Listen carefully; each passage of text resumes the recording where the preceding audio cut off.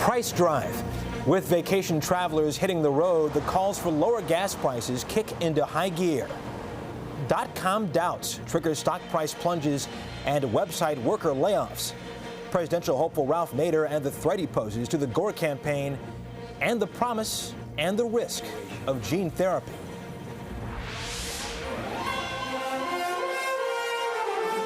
This is the CBS Evening News with Russ Mitchell. And good evening. As the summer travel season begins to heat up, so do the politics over the highest gasoline prices in years. With each increase at the pump, the pressure for lawmakers to do something increases as well. But while consumers are certainly fuming, there is evidence tonight that even after shelling out big bucks to fill her up, they're not ready to slam on the brakes just yet. Bobby Harley has more. Across the country, from West Virginia to Michigan, lawmakers this week were calling for more states to follow Indiana's lead and suspend gas taxes. Motorists were being creative, like this woman, who makes sure she fills up in Indiana before heading to Illinois for work. Anyway, it cost me $47 to fill this up. I almost had a heart attack, because they don't last long. While the finger pointing over who's to blame continues, consumers have to take a hard look at themselves. Soaring fuel prices have not curbed their thirst for gas-guzzling sport utility vehicles. And with a booming economy, analysts don't expect that to change anytime soon. Demand is high because the economy is so good. Unemployment rates are lower, more people have jobs, and to get to those jobs, you have to fill up your gas tank. Filling up not just for work. The American Automobile Association predicts 37.5 million Americans will hit the road next week for the 4th of July holiday, the biggest one-year jump since 1993. I had planned it from before. I didn't know the prices were going to go up that way, but what can you do? You have to live on. I can't just stop driving because the gas is going up, but it stinks. AAA says the average price for self-serve regular is up nearly 50 cents a gallon from last year to $1.64. Not high enough to cancel vacation plans. It seems that the people are shortening the distance of the trips they might be taking, but they're not curtailing the trip itself. But there are signs that some drivers might be changing their habits. A few rental car companies say they're seeing a higher demand for compact cars, which use less gas. So while people are still getting there, they might be looking for a cheaper way to do it. Bobby Harley, CBS News, New York. Some investors are licking their wounds today after a number of internet stocks took a hit on Wall Street as reports of layoffs at .com companies and doubts about their ability to generate profits spread. Jacqueline Adams has the story of new trouble in cyberspace.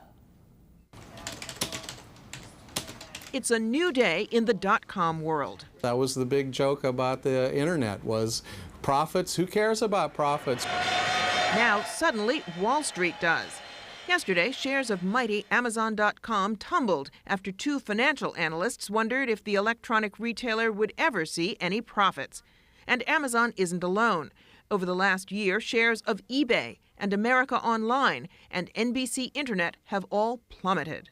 Companies are burning up too much cash, and investors are no longer willing to fund them indefinitely. David Bunnell publishes an online graveyard of .coms that have gone belly up and those that are on the critical list.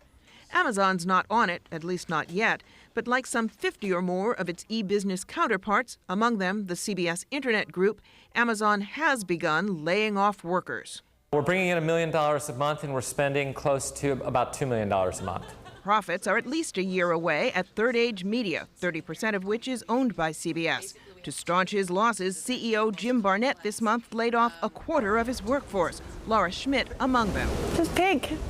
Pink is good. Better than being blue. Schmidt can laugh about her pink slip because she already has 4 job offers. The .com gold rush may well be over, but like other pioneers, she's not afraid. You could look at the railroads, the car industry. You started off with 350 car companies, ended up with the big 3. And evidently, when that happened, there were more jobs available at the end than there were in the beginning. In fact, experts think the internet shakeout has only just begun. Of today's thousands and thousands of companies, only 20% are expected to survive to the year 2002. Jacqueline Adams, CBS News, New York. And there is big internet news from Washington tonight. The White House today went on the web for what may be the wave of the future and promised a new service that could change the way most Americans do business with the federal government. Lee Cowan explains.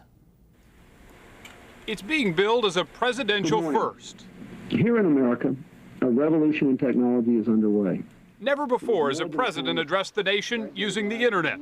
This morning, President Clinton cracked that barrier and now joins JFK, the first president to hold a televised press conference, and FDR. It is your problem, my friends. The first to use radio to chat with an entire country. But it's not just the method of the announcement, but what it promises that makes history. Relief for citizens tired of the long lines of bureaucracy, the long waits to speak to their government. There's no concise location where you can find everything. So the president is launching what he calls the largest free website in the world, one able to search 500 million government documents in less than a second, consolidating the more than 20,000 federal websites that some now find confusing. I had to go from place to place and all sorts of different sites and still wasn't finding the information I needed. If it works, citizens will be able to track their Social Security benefits, apply for mortgages, for grants, even find a car, all in one user-friendly page. Increasingly, we'll give our citizens not only the ability to send and receive information, but also to conduct sophisticated transactions online. The president wants the site up and running in just 90 days and is willing to offer up to $50,000 to anyone who can come up with an idea on how to make it better. Lee Cowan, CBS News, Washington. Still to come on tonight's CBS Evening News, Campaign 2000. Ralph Nader's challenge to the Al Gore campaign. Also, the Americans are coming to Russia's cosmonaut school. And a drive down memory lane for upscale car buyers.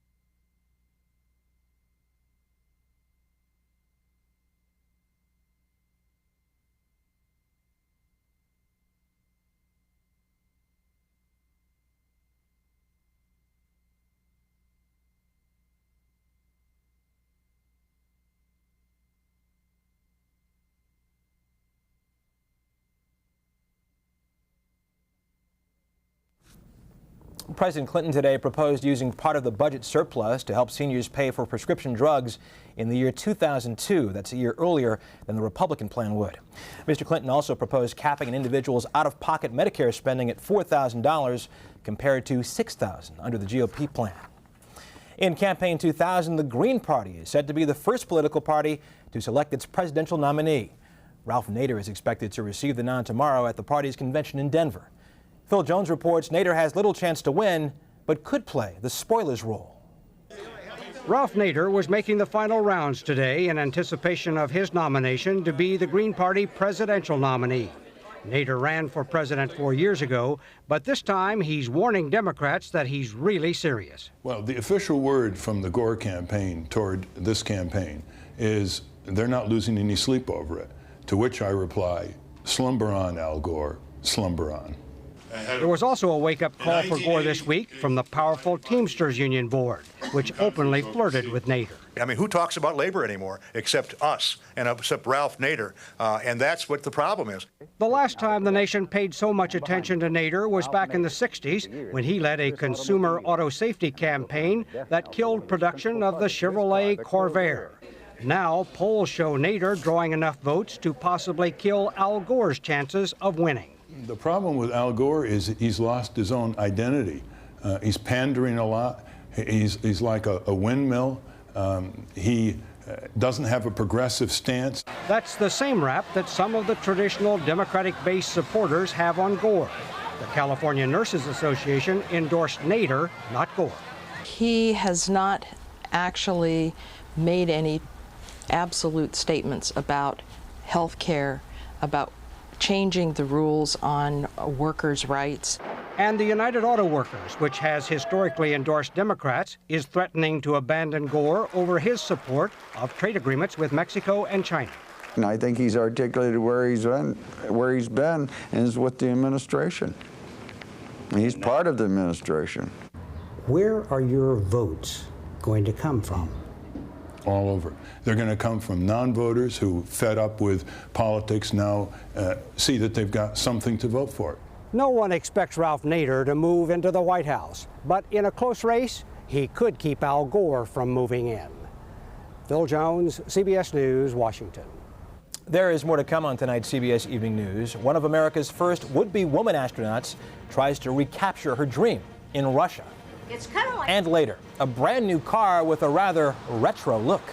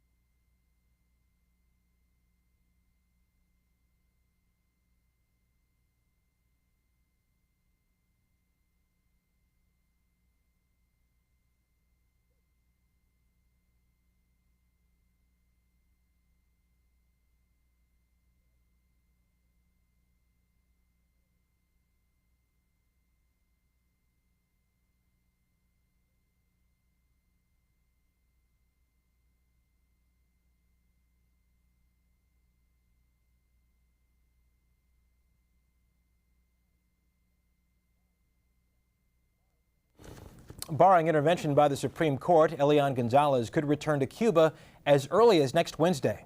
Almost 500,000 Cubans attended a government-staged rally today to celebrate yesterday's appeals court refusal to rehear Elian's case. Money-starved Russian space officials are always exploring new ways to raise some cash. David Hawkins tells us they've opened up their cosmonaut school to some wannabe space travelers from their old rival. It's kind of like, you know, what my Mercury capsule would have been like if I'd have gone up. Almost 40 years ago, Wally Funk was one of the few women chosen to try out to become one of America's first astronauts. And I beat Glenn on 3 different tests. But the American space program didn't want women then. Wrong time.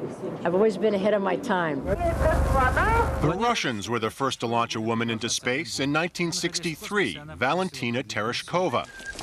Now the Russians are giving Wally Funk and other space enthusiasts the chance to visit Star City, Russia's cosmonaut training center. There are two types of life support systems. They undergo many of the same tests and training exercises as real cosmonauts do. Okay. And on the same equipment. Crew commander coming on board. The 5-day cosmonaut training program doesn't accept just anybody. You have to have the right stuff. In this case, about $15,000. 6 G's now. 6 G's, feel free. On Earth, Michael Cooper is a prosecutor in the Bronx District Attorney's Office, but he's wanted to be an astronaut since he was a kid. I remember watching Alan Shepard, Gus Grissom, John Glenn go up into space, and I said, I want to go there too. Cooper says he's watched Apollo 13 50 times. I just want to be able to float in space. They did that too, a day of weightless training in a Russian airplane. For Brian Walker, a toy inventor from Oregon, becoming an astronaut was also a childhood fantasy. But for him, this isn't just a fun vacation. It's preparation. I decided I'd grow up and build my own rocket. He's done just that, and sometime next year, Walker plans to ride his rocket into space. The first ever private manned space launch. I'm hoping to kind of demonstrate to anybody who thinks dreams aren't attainable that you can do almost anything. When you think of places on this planet where dreams come true, Russia doesn't immediately come to mind. But for these dreamers, the cosmonaut training program is one small step in their reach for the stars. Ready to... And who knows? Launch. Some of them just might make it. She's ready to launch. David Hawkins, CBS News, Star City, Russia. A volcanic fireworks display in the Indian Ocean on the island of Reunion near Madagascar. Spewing sparks of molten lava, the 8,600-foot-high volcano that dominates the French island is erupting for the second time this year. Coming up next on the CBS Evening News, the new therapy that offers freedom for youngsters bound by disease.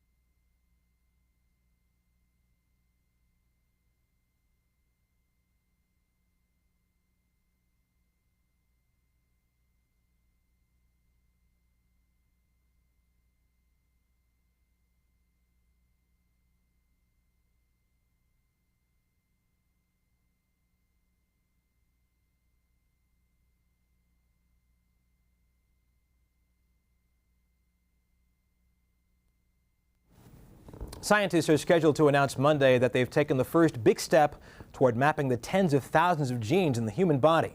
The knowledge could help scientists devise treatments for a host of genetic diseases. Dozens of human trials for gene therapies are going on already. The risks and controversies surrounding those tests are the focus of tonight's Weekend Perspective. 56-year-old Phil Pilla didn't want to follow in his father's footsteps.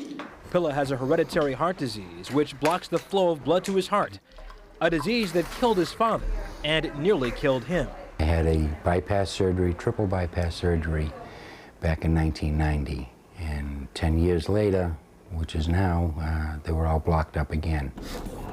Causing Pilla to suffer 2 heart attacks last August. Doctors told him that it was too risky to operate on his arteries again. So in December, Pilla enrolled in an experimental gene therapy program at St. Elizabeth's Medical Center in Boston. I had no recourse. They inject protein DNA right into the center of the heart. What it was supposed to do was supposed to rejuvenate blood vessels inside my heart that were damaged. Nice shot. Pilla's wife, Rhonda, thought he was much better after a few treatments. We've seen an improvement, and our children have seen an improvement. They see a dad that has a lot more stamina and a lot more energy than he did. Needles back, John. But this year, the Food and Drug Administration investigated Dr. Jeffrey Eisner, who was conducting the clinical trial. It found Eisner had accepted patients with cancer in the study and had failed to properly report the death of one participant. Both are clear violations of research protocols. The FDA shut the trial down. The FDA is getting involved in this. I know it's experimental, and I know they have to have rules, but if something's working, leave it alone. Gene therapy, which attempts to use normal genes to replace faulty inherited genes, has been under scrutiny since the death of 18-year-old Jesse Gelsinger in a study at the University of Pennsylvania last year. Of the 300 gene therapy clinical trials now underway, 70 have been investigated, and a handful have been closed down. Safety should never be shortchanged, and patients should never be put at risk at the expense of just adding another patient to a clinical trial. FDA Commissioner Dr. Jane Henney wants stricter rules for gene studies and stiff penalties for institutions and doctors who fail to follow them. We clearly have gotten both the institutions and the investigators' attention and assurance that they'll take corrective action. Michael Groden, a medical ethicist, says new rules will not ensure patient safety, and he's calling for a moratorium on all clinical trials. We don't know that they work, we don't know that they're safe, we don't know that they're effective, and in fact, all the evidence is to the contrary, that people actually have been not only not helped, but harmed. Dr. Robert Pergolesi, who conducts gene studies, believes the science is promising. We learn from every experiment, we build on that, and we go forward. There's nothing to apologize for. The fact that antibiotics are better now than they were during Second World War doesn't mean that the scientists then had anything to apologize for. The first breakthrough in gene therapy came 2 months ago. Scientists in France treated 3 children, each born with a severely deficient immune system, sometimes called the bubble boy disease. The treatment worked so well, the kids are all expected to live a normal life, giving hope to Phil Pilla. You can't cure heart disease. Good, not yet. I was hoping that, this would maybe prolong my condition. While the medical pros and cons of specific clinical trials are being debated, one purely financial barrier has been lowered. President Clinton this month ordered Medicare to cover the routine costs of clinical trials of new drugs and treatments. We'll be back.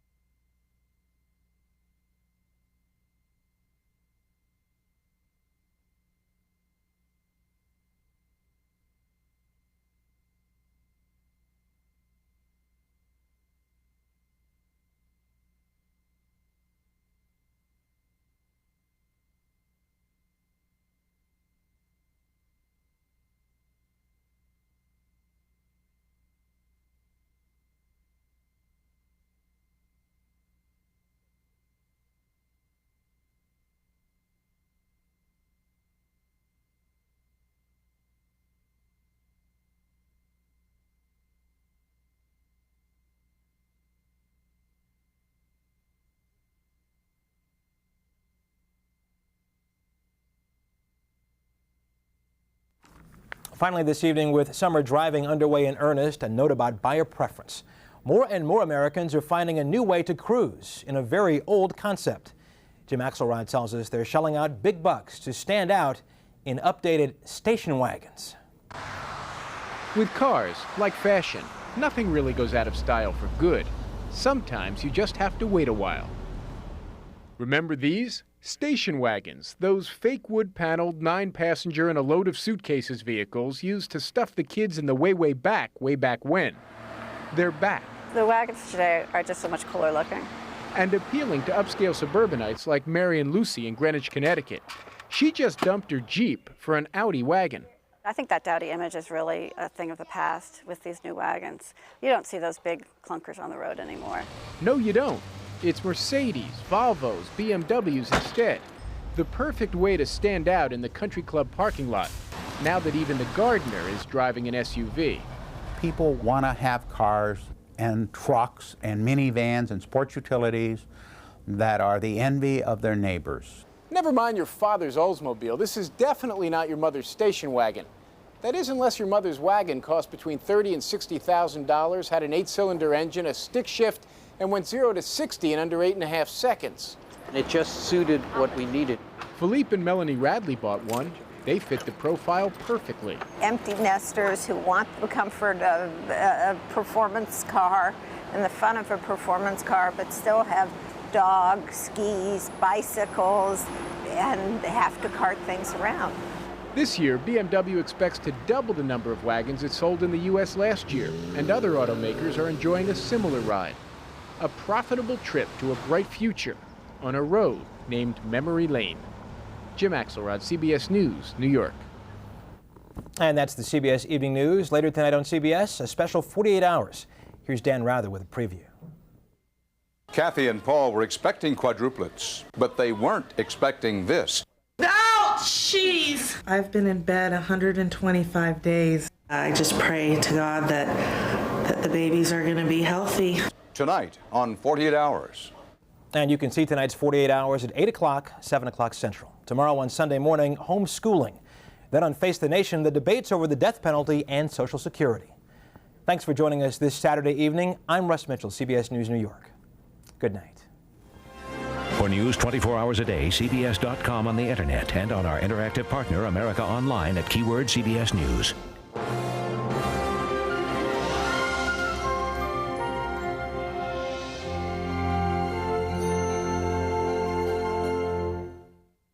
A royal remembrance. Earl Spencer remembers his sister, Princess Diana, and takes us on a tour of their childhood home this Sunday morning.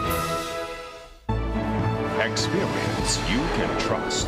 CBS News.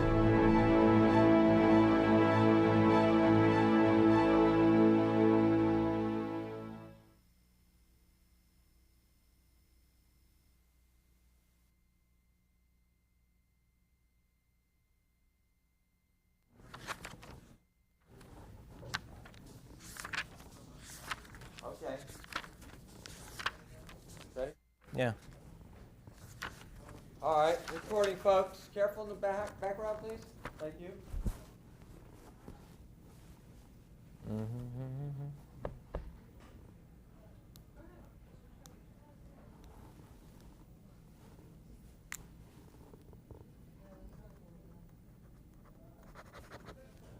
All right, here we go. It's a close for up to the minute. Take one.